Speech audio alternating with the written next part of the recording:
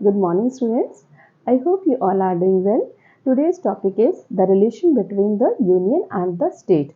जो केंद्र सरकार है और जो राज्य सरकारें हैं उनके बीच क्या संबंध होंगे। ऑलरेडी प्रीवियस वीडियो में मैंने इनके जो विधायी संबंध हैं और जो प्रशासनिक संबंध हैं उनको डिस्कस कर चुकी हूँ। आज ये थर्ड वीडियो है इनके संबंध से लेकर, और इसे कहते हैं वित्तीय संबंध, फिनेंशियल रिलेशन, कि इनके कैसे होंगे वित्तीय संबंध। तो ये जो है ये पार्ट 12 ऑफ द कॉन्स्टिट्यूशन में दिया गया है कि जो केंद्र सरकार है और जो राज्य सरकार है उनके संबंध जो है वो कैसे होंगे और कौन से संबंध, वित्तीय संबंध। इसमें फाइनेंस की बात की है, इस पार्ट में प्रॉपर्टी, कॉन्ट्रैक्ट और सूट्स, इन सब सब्जेक्ट्स के बारे में इस पार्ट 12 में डिस्कस किया है। और जो मेनली फाइनेंस जो रिलेशन है वो चैप्टर 1 और 2 में डिस्कस किया है, और प्रॉपर्टी, कॉन्ट्रैक्ट्स और सूट्स है वो चैप्टर 3 में है, और चैप्टर 4 जो है वो राइट टू प्रॉपर्टी। अब ये हमारा कॉन्स्टिट्यूशनल राइट है, क्योंकि इसको हमने फंडामेंटल राइट टू प्रॉपर्टी था पहले, ये जो हमारे मूल अधिकारों में दिया गया था, संपत्ति का अधिकार। अब इसको आर्टिकल 300A के तहत हमने क्या किया, इसको हमने यहाँ पर कॉन्स्टिट्यूशन में इसको अमेंडमेंट करके और यहाँ डाल दिया है चैप्टर 4 इसके पार्ट 12 में। Now come to the topic of finance relation. जो फाइनेंस रिलेशन है, जो केंद्र सरकार है और राज्य सरकार है, तो इन्होंने सबसे पहले फाइनेंस कमीशन को बताया कि इंटरप्रिटेशन जो है, इंटरप्रिटेशन ऑफ स्टैट्यूट्स क्या होता है, यहाँ इंटरप्रिटेशन किया गया है। इट मीन्स इसका मीनिंग निकाला गया है। कौन से शब्दावली का मीनिंग निकाला गया है, फाइनेंस कमीशन का। ये जो फाइनेंस कमीशन है इसका मीनिंग क्या होगा, तो इन्होंने कहा जो आर्टिकल 280 में प्रोवाइड है, जो आर्टिकल 280 में दिया गया है उसका मीनिंग जो है वही होगा फाइनेंस कमीशन का। तो 280 जो है वो हम यहाँ पढ़ेंगे, तब आपको समझा दिया जाएगा कि भी इस फाइनेंस कमीशन क्या होता है और उसके क्या फंक्शन है। Next article is 265। 265 says the taxes shall be levied और collected by the authority of law.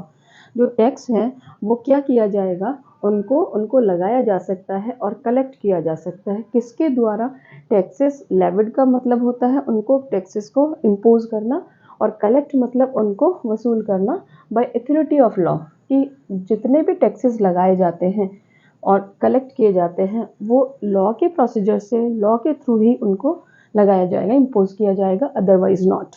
This article strictly says that कि टैक्सेस जो है, taxes shall be levied and collected by the authority of law. तो ये जो article है ये कहता है कि टैक्सेस जो है वो केवल कानून की प्रक्रिया के अनुसार ही लगाए जाएंगे और उनको कलेक्ट किया जाएगा। Article 266 says that consolidated fund of India, ये बताता है कि कंसोलिडेटेड फंड क्या होता है इंडिया का और स्टेट्स का, कि जो हमारा संचित निधि है वो भारत की भी होती है और किसकी होती है, और राज्य सरकारों की भी होती है। Next article is 267। ये किसके बारे में बताता है, ये बताता है कंटीजेंसी फंड। यहाँ कंसोलिडेटेड फंड है, संचित निधि है, और यहाँ कंटीजेंसी फंड है। जो आपदा और विपदा आ जाती है, जब कोई ऐसी एमरजेटिक कंडीशन आ जाती है जिसमें हमें नीड होती है मनी की, फाइनेंस की, तो उसके लिए यहाँ एक कंटीजेंसी फंड क्रिएट किया गया है आर्टिकल 267 में। Next article is 268. It talks about the duties levied by the union and collected and appropriated by the states. यहाँ से टैक्स स्टार्ट होता है। अभी तक जनरल हम आर्टिकल्स पढ़ रहे थे, लेकिन यहाँ जो 268 है, मेन आर्टिकल 268 से ड्यूटीज स्टार्ट होती हैं। ड्यूटीज इट मीन्स टैक्सेस जो हैं वो कौन लेविड करेगा, वो केंद्र सरकार जो है, यूनियन, केंद्र सरकार जो है उनको लगाएगी, but collected by appropriated by the states. लेकिन कलेक्ट कौन करेगा उनको स्टेट गवर्नमेंट, और उनको अप्रोप्रिएट भी कौन करेगा, मीन्स उनका यूज़ कौन करेगा, किसको दे दिए जाएंगे, वो स्टेट्स को दे दिए जाएंगे। स्टेट गवर्नमेंट्स उनको अप्रोप्रिएट कर सकती हैं। नाउ इस 268 में ऐसे कौन से टैक्सेस हैं जो केंद्र सरकार द्वारा लगाए जाते हैं और राज्य सरकारों द्वारा कलेक्ट और वसूल किए जाते हैं। Example is stamp duty. Stamp duty और मेडिसिनल एंड टॉयलेट प्रिपरेशंस पर जितने भी टैक्सेस लगते हैं वो क्या होते हैं, वो केंद्र सरकार द्वारा लगाए जाते हैं, और वसूल किसके द्वारा किए जाते हैं, स्टेट गवर्नमेंट के द्वारा उनको वसूल किया जाता है। Now come to article 268। Article 268A जो है उसको रिपील कर दिया है। कौन से अमेंडमेंट से, 101 जो अमेंडमेंट है 2016 में, उसको रिपील कर दिया।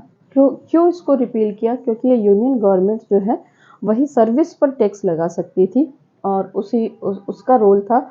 लेकिन अब जो है इसका डिफरेंट सिनेरियो हो गया, सर्विस टैक्स पर जो है वो स्टेट गवर्नमेंट्स को भी state will allowed to impose state GST on services, कि स्टेट को भी अलाउ किया गया क्या इम्पोज करने के लिए, जो स्टेट जीएसटी लग सकती है सर्विसेज पर।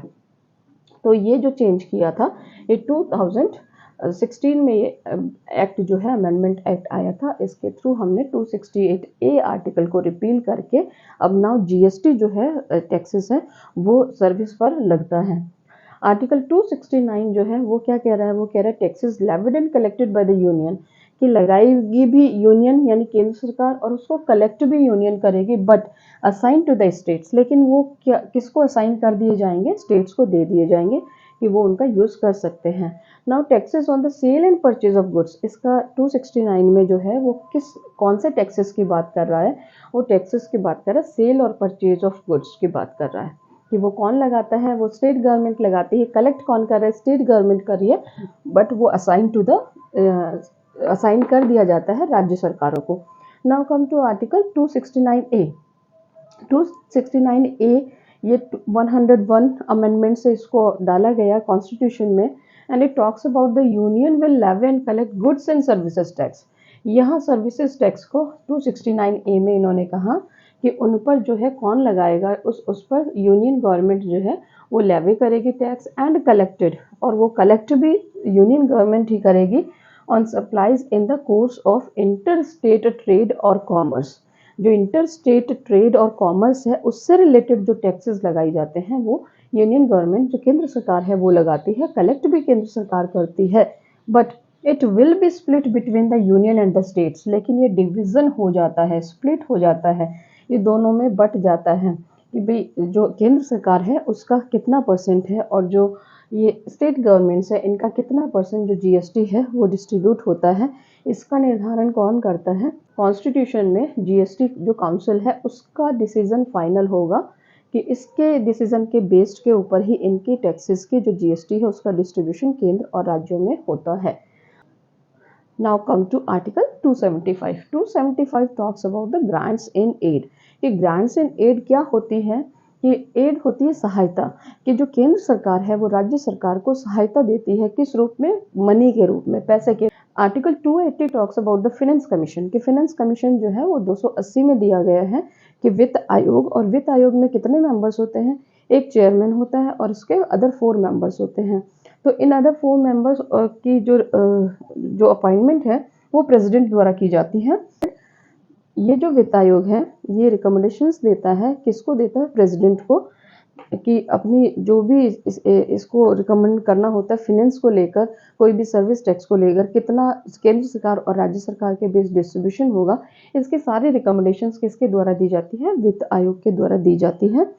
और ये जो ग्रांट्स इन एड कितना दिया जाएगा, क्या किया जाएगा, ये सारा का सारा रिकमेंडेशन जो है वो फिनेंस कमीशन देता है प्रेसिडेंट, और प्रेसिडेंट इसकी रिपोर्ट को क्या करवाता है, ये रखवाता है, इसकी रिपोर्ट को कहाँ पर रखवाता है, पार्लियामेंट में, संसद के दोनों सदनों में इसकी रिपोर्ट को रखवाया जाता है। ये कहता है आर्टिकल 281, ये जो आर्टिकल 281 है ये इसकी बात करता है कि पार्लियामेंट के समक्ष जो है इसकी जो रिपोर्ट है उसको रखवाया जाता है, जो भी रिकमेंडेशंस इसने दी हैं तो वो संसद में रखवाई जाती हैं। स्टूडेंट्स, आपको ये भी पता होना चाहिए कि नीति आयोग क्या होता है। नीति आयोग जो है उसकी फुल फॉर्म है नीति की, national institution for transforming India. कि जो नीति आयोग है वो क्या करता है, इस फाइनेंस को लेकर, इन सारे विषयों को लेकर अपनी नीति बनाता है। और ये आपको पता होना चाहिए कि कॉन्स्टिट्यूशनल बॉडी नहीं है, किसी भी अनुच्छेद में नीति आयोग को नहीं बताया गया है, तो ये नॉन कॉन्स्टिट्यूशनल बॉडी है। और जो मेन इसमें क्वेश्चंस पुट किए जाते हैं वो आपका, एक तो ये अमेंडमेंट है 2016 जीएसटी वाला, इट्स वेरी इंपॉर्टेंट क्योंकि एग्ज़ाम में इस बार इसके चांसेस हैं आने के। और जो क्वेश्चन किया जा सकता है वो फिनेंस कमीशन को लेकर किया जा सकता है कि कौन से आर्टिकल में है, इसकी रिपोर्ट्स जो हैं वो कौन से आर्टिकल में, इसकी रिकमेंडेशंस जो हैं वो रखी जाती हैं पार्लियामेंट के समक्ष। तो ये आर्टिकल्स बेस्ड क्वेश्चंस इसमें से पूछे जाते हैं। कंसोलिडेटेड फंड कौन से आर्टिकल में है, कंटीजेंसी फंड कौन से आर्टिकल में है, ये सारे के सारे क्वेश्चंस जो है बहुत ही इंपॉर्टेंट क्वेश्चंस है, फाइनेंस रिलेशन में से ये क्वेश्चन आ सकते हैं। I hope students you understood all these articles. और अब ये जो टॉपिक है आपका relation between the union and the states, ये आपका क्लियर हो गया होगा। Now I am going to end the session students. Thank you students, bye.